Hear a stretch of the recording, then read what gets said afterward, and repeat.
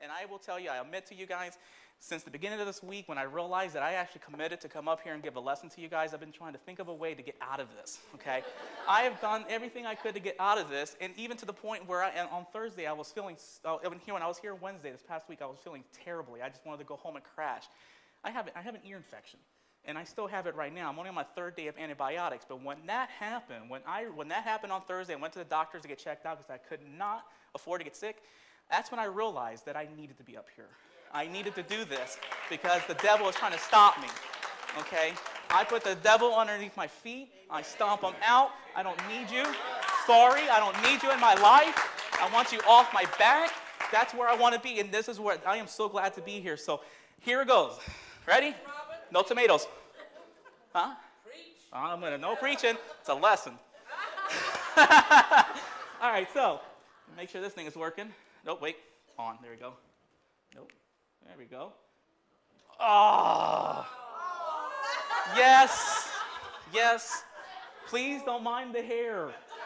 It's terrible. When I was a child, I was asked if I knew who Jesus was. When I was 8 years old, roughly around 8 years old, I was asked who Jesus was. And I looked around the room, okay? And I was waiting for the person to tell me who the person was, who was Jesus. Little did I know that it wasn't anybody in the room. That's the day when I was starting to get exposed with God in my life. Okay, I was told about his love and his mercy. Years later, when my grandfather passed away, charming guy, I blamed God, and I turned away from him. I blamed and turned away from God. So for years to come, I did not want anything to do with God. I moved away. There was a defining moment in my life when I realized that hell was real. And if hell was real, that meant there was a heaven. And if there was a heaven and there was a hell, that meant there was a God and there was a devil. And I did not want to go to see the devil. I wanted God in my life.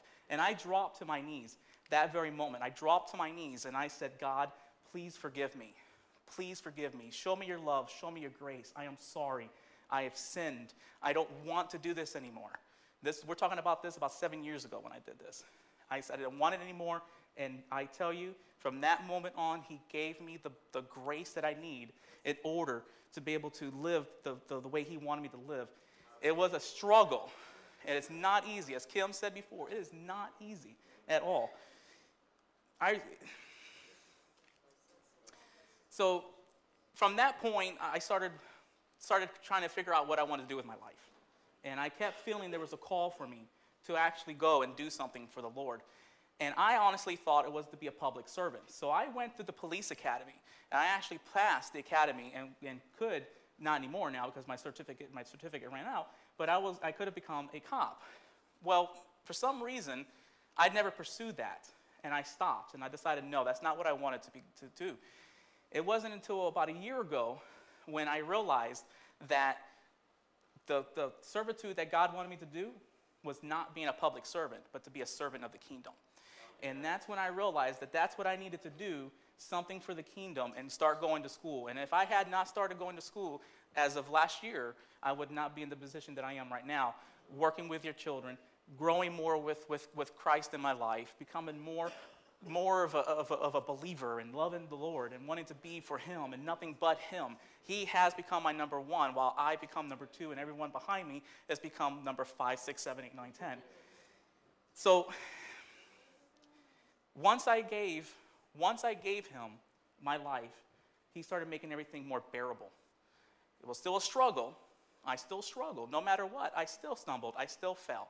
But it was much more bearable because God was on my side and God could handle it. I just gave it to him. So a famous quote came to mind when that came along, and that says that was from John F. Kennedy, and it says, "And so, my fellow Americans, ask not what your country can do for you.